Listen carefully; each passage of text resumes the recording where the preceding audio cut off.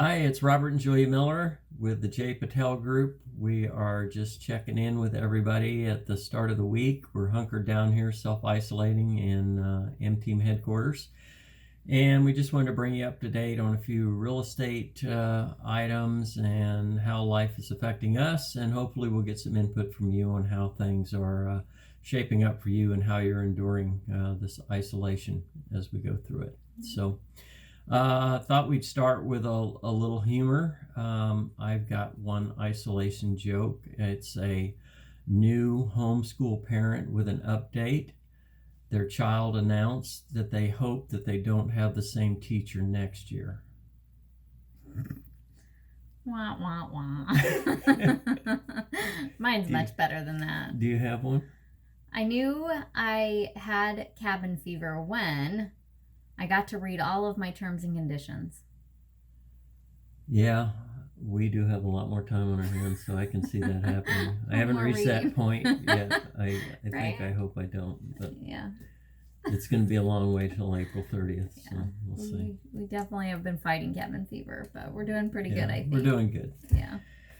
Okay, we wanted to take a few minutes. We were blessed to be able to attend a webinar by Tina Tambour. She's a senior housing analyst at the Cromford Report. Cromford Report is a leading source of Phoenix Metro real estate data, and we've relied on them for a number of years to kind of keep a pulse of what's going on in the real estate market throughout the valley. So she's an expert.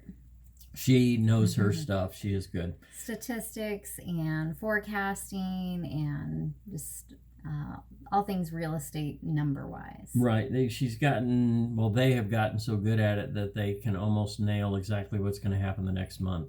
When we get the report, they'll actually show this is what we predicted and this was what actually happened. And it's uncanny how close they come. So good source of information. A couple of key points that I had not thought about that I'm glad she pointed out.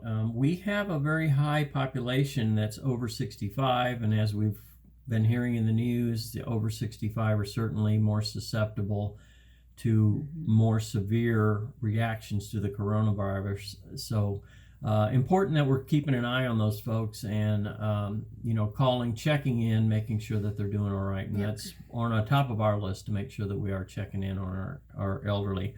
The Arizona population of over 65 is actually 453,000, which is 10% of our population, which is, it's much higher than a lot of parts of the country. So we do have that responsibility. Another market that's being affected by this in real estate that I hadn't thought about was Airbnb and VRBO. They've had a lot of cancellations for this spring and summer, and they're down about 14% just in a month. So basically, people aren't traveling, people aren't taking trips. Right. So a lot of cancellations. So that's the negative side of that. The positive side of that is a lot of those owners of those rental vacation homes have decided to put them on the market. So we badly need inventory. And so we're seeing a little bit of a tick up in inventory numbers, which is a good thing. So they're either putting them on the market for sale or they're putting them on the market for a long-term rental. Either way, it's coming on to the MLS and showing up as a transaction. And another positive of that is that price point tends to be the one that we are in most need of, which is 150,000 to 300,000. Those are those price points that we really need more inventory. So that's a good thing. We're not seeing a lot of price reductions. I'll go over the numbers here real quick in a moment, but we're not seeing that. But Tina did point out that typically what you're going to see is a transition. If we do see things slow down, typically what you see, the first thing you'll see is homeowners fixing, painting. Right now, homeowners are just buying a home and they're not even asking for repairs because they're trying to put in the cleanest offer possible to give themselves the best chance of buying the home because there's so much competition. In the competition, yeah. But now what you'll see, if we do see a downward trend, You'll see them fixing things, painting things. They'll also start offering or being more open to seller concessions. So if a buyer needs some help towards closing costs, they're going to be more open to helping out with that. Right. Then you might see price reductions. That will be actually down the road though. So we're really nowhere near that point, especially with the imbalance we have and being in such a severe seller's market. We're nowhere near that point. But if you want to kind of see how things might transition, that's what you should look for. You're going to see. We're expecting them to go the other way, the normal, well, almost normal appreciation. Normal appreciation's between 5 and 7%. We're probably going to be expecting about 3 to 5% with the downturn that we've had. Yeah, it would be unrealistic to expect not to see some shortage of, shortcoming on the appreciation that was originally expected. Because of the inventory numbers, however, and the pent up demand, we are not going to see a decrease in values. Right, we should still see some appreciation. It's just not going to be as high as we may have expected it to be earlier. Another indicator that this is not like 2008 is when you look at rental demand. One thing that happened in 2008 was that there was a pretty substantial drop in rental demand, and then the perfect storm was created when all of this false demand, people investing in homes, never occupying them, just flipping them over for a profit to somebody else. They never occupied it. They just tried to sell it. And when everything fell apart, everybody was stuck with all these homes that were vacant and nobody wanted to live in them. So it was a perfect storm that all these foreclosures were bound to happen. Nobody could afford to pay the mortgage on these homes because nobody was occupying them. So this is a big difference. Since 2014 through from 2014 through 2020, we've seen a huge spike in the demand for rentals and the prices. The prices have just gone through the roof. So hard to find a rental right now. You can't find a rental. We're like, you probably have a better chance of finding it on your own, honestly. Right, yeah. You don't even need a real estate agent to find a rental, unfortunately for us, because all you do is post it and you'll have 15 people 15 to 20 applicants within they'll a just few come hours. pouring in. So you really don't at this point need our services to help you find a rental applicant, because it's just such a high demand. Take a quick look at the numbers. Again, everything is staying relatively stable. Just looking at the MLS overall, we have seen, as we alluded to, about 900 new listings. So we have seen an increase. That's a good thing. We're still in a severe seller's market, so we need more inventory to help balance that a little bit. The median price has dropped. It dropped about $6,000 last week, so we were at $385,000. It dropped to $379,000. So we are seeing some aggression on the seller's part to try to get their homes sold. And then as far as the number under contract, that is substantially the same. It's about 100 different. So homes are still selling, and the market is still moving just fine. And really the 6,000 may be just a few home closings, honestly. That could be the difference in the closings that have happened, may have caused the median price to tick down just slightly. As far as our specific zip code 85383, we've seen very, very little change. Right.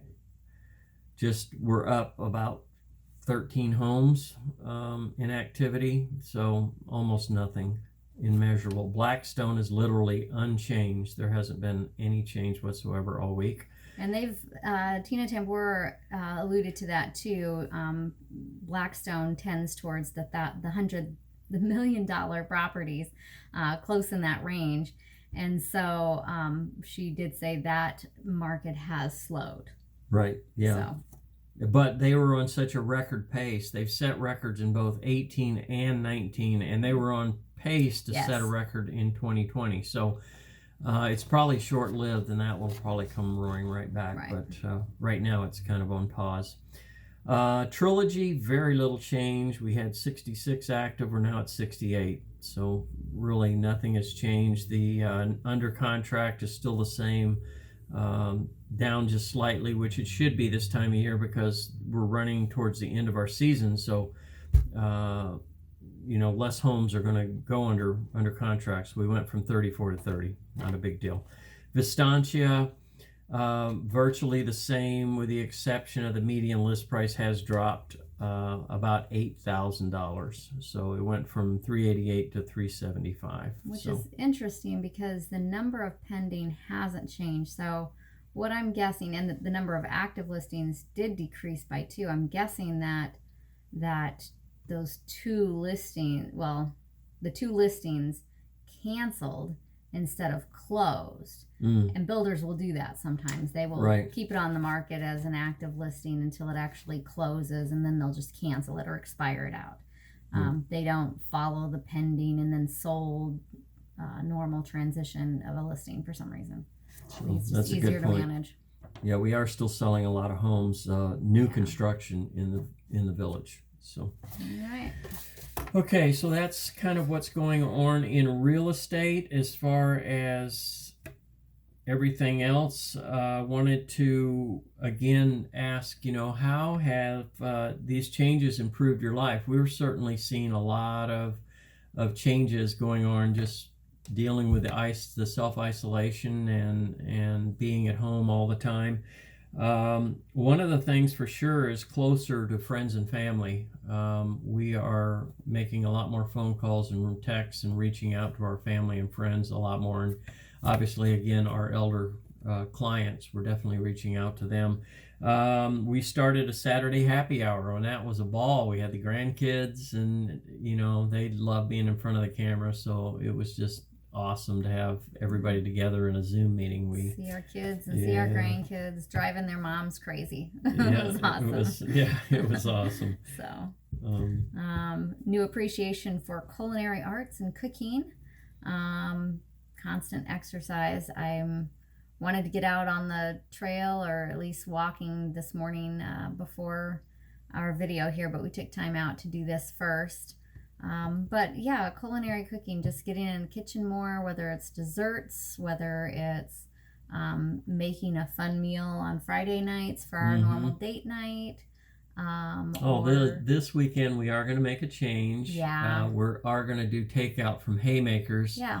I've been dying for a tuna melt on marble rye with some sweet potato fries, so I'm gonna crack. And although with our diet, who knows what that's gonna do to our tummies, but yeah, we'll see. It'll be worth it. It'll be worth it. Good to support the local guys. Take a break this Friday. So what else? Our fiscal responsibility. Oh my gosh, our spending is way down. Budget. Of course, the first thing we did is go through and kind of cut things out a little bit that were superfluous, and spending that had snuck in there that we really honestly hadn't been tracking very well. All the just nonchalant spending and getting subscriptions out shopping. That snuck in there that we didn't realize the video subscriptions and that kind of thing. We've really cleaned up our budget. Check through your finances. Yeah, this is a great time to do a checkup of have a little extra time to do that monthly budget. Just check through those items. Yeah, you may be surprised. You may be paying for some things that you don't even realize you're paying for them. Let's see here. Oh, and an increased desire to help each other. We this week, what we're doing is we found a pattern for making masks.